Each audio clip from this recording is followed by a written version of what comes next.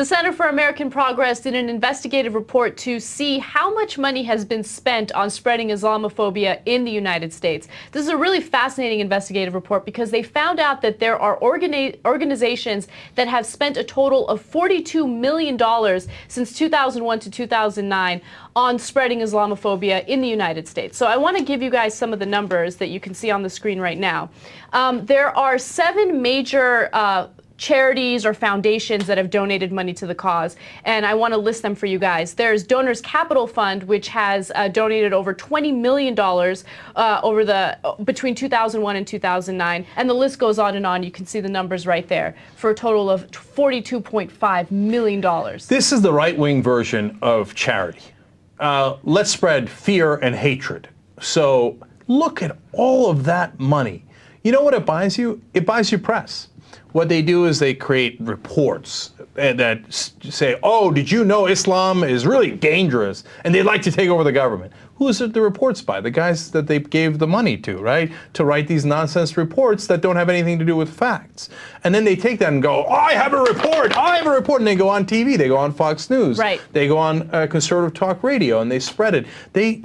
In some of the swing districts, they did an insane number of CDs and DVDs that they actually direct mailed to people. They spent all this money to make sure that people hated Muslims. Right. And you know what? It's very destructive to the U.S. because what you're seeing now is you're seeing these fake controversies. For instance, the so-called Ground Zero Mosque, right? That was a controversy that was so fake, and it was all stirred up by these organizations that want to spread all of this hate toward the Muslim community. Let me get more into detail on that, right?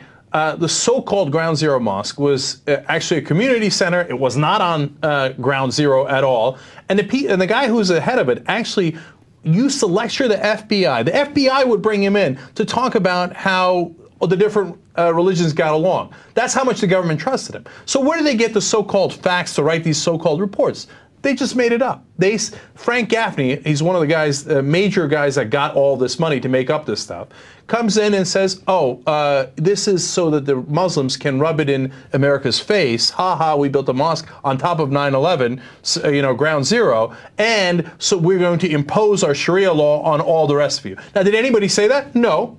Gaffney just made it up, right? And then this huge brouhaha, totally helped by the mainstream media, grows around it, and next thing you know, Americans' views of Muslims has gone down since 2002. Do you understand that? After 9/11, our view of Muslims is actually not that bad, even after 9/11. But in those 10 years, they spent all that money to make sure we hated Muslims, and they sent out all those DVDs, and they created all these fake controversies, and in the end, what happened? What's the result? Now 49% of the country says they don't really like Islam and they think there's something wrong with it. Mm-hmm. Okay, and that number has gone up dramatically because of this propaganda. So why do they do the propaganda? That's a good question. I'm sure they have a number of different reasons for it. You have to have an enemy, you have to have a boogeyman. So for example, if you don't have an enemy, what can we spend all that defense money on, right?